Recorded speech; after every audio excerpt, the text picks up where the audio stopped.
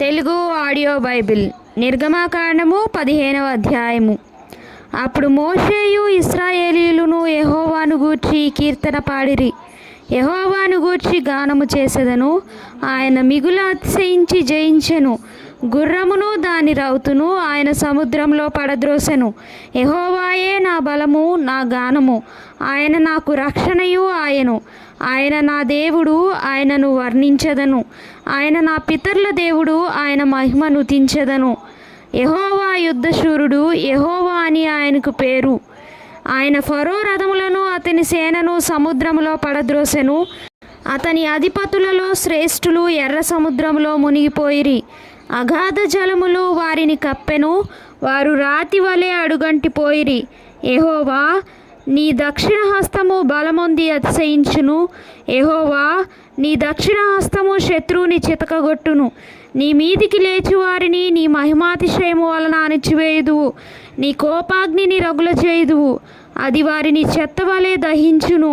నీ నాసికా రంధ్రముల ఊపిరి వలన నీళ్లు రాశిగా కూర్చబడెను. ప్రవాహములు కుప్పగా నిలిచెను. అగాధ జలములు సముద్రము మధ్య గడ్డకట్టెను. తరిమెదను, కలుసుకొనియదను, దోపుడు సొమ్ము పంచుకొనియదను. వాటి వలన నా ఆశ తీర్చుకొనియదను. నా కత్తి దూసెదను. నా చెయ్యి వారిని నాశనం చేయనని శత్రువు అనుకొనెను. నీవు నీ గాలిని విసరజేసితివి. సముద్రము వారిని కప్పెను. వారు మహా అగాధమైన నీళ్లలో సీసము వలె మునిగిరి. యెహోవా వేల్పులలో నీ వంటి వాడెవడు? పరిశుద్ధతను బట్టి నీవు మహనీయుడవు. స్తుతి కీర్తనలను బట్టి పూజ్యుడవు. అద్భుతములు చేయువాడవు. నీ వంటి వాడెవడు? నీ దక్షిణ హస్తమును చాపితివి. భూమి వారిని మృంగివేసెను. నీవు విమోచించిన ఈ ప్రజలను నీ కృపచేత తోడుకొని పోతివి. నీ బలము చేత వారిని నీ పరిశుద్ధాలయమునకు నడిపించితివి. జనములు విని దిగులు పడును. ఫిలిష్తీయ నివాసులకు వేదన కలుగును. ఎదోము నాయకులు కలవరపడుదురు.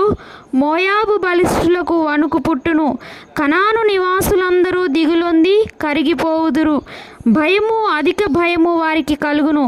యెహోవా నీ ప్రజలు అద్దరికి చేరు వరకు, నీవు సంపాదించిన ఈ ప్రజలు అద్దరికి చేరు వరకు నీ బాహుబలము చేత పగవారు రాతి వలె కదలకుందురు. నీవు నీ ప్రజలను తోడుకొని వచ్చదువు. యెహోవా నీ స్వాస్థ్యమైన కొండ మీద, నా ప్రభువా నీవు నివసించుటకు నిర్మించుకొనిన చోటను, నీ చేతులు స్థాపించిన పరిశుద్ధ ఆలయమందు వారిని నిలువపెట్టెదవు. యెహోవా నిరంతరమును ఏలువాడు. ఫరో గుర్రములు, అతని రథములు, అతని రౌతులను సముద్రంలో దిగగా యెహోవా వారి మీదికి సముద్ర జలములను మళ్లించెను. అయితే ఇశ్రాయేలీలు సముద్రము మధ్యను ఆరిన నేల మీద నడిచిరి. మరియు అహరోను సహోదరియు ప్రవక్త్రియు నగు మిర్యాము తంబురను చేత పట్టుకొనెను. స్త్రీలందరూ తంబురలతోనూ నాట్యములతోనూ ఆమె వెంబడి ఎల్లగా మిర్యాము వారితో కలిసి ఇట్లు పల్లవి ఎత్తి పాడెను. యెహోవాను గానము చేయుడి. ఆయన మిగులు అతిశయించి జయించెను. గుర్రమును దాని రౌతును సముద్రంలో ఆయన పడద్రోసెను.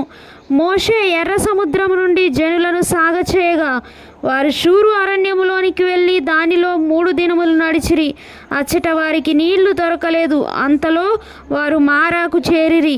మారా నీళ్లు చేదైనవి గనుక వారు ఆ నీళ్లు త్రాగలేకపోయిరి. అందువలన దానికి మారా అను పేరు కలిగెను. ప్రజలు మేమేమి త్రాగుదమని మోషే మీద సనుగు కొనగా అతడు యెహోవాకు మొరపెట్టెను. అంతటా యెహోవా అతనికి ఒక చెట్టును చూపెను. అది ఆ నీళ్లలో వేసిన తరువాత నీళ్లు మధురములాయెను.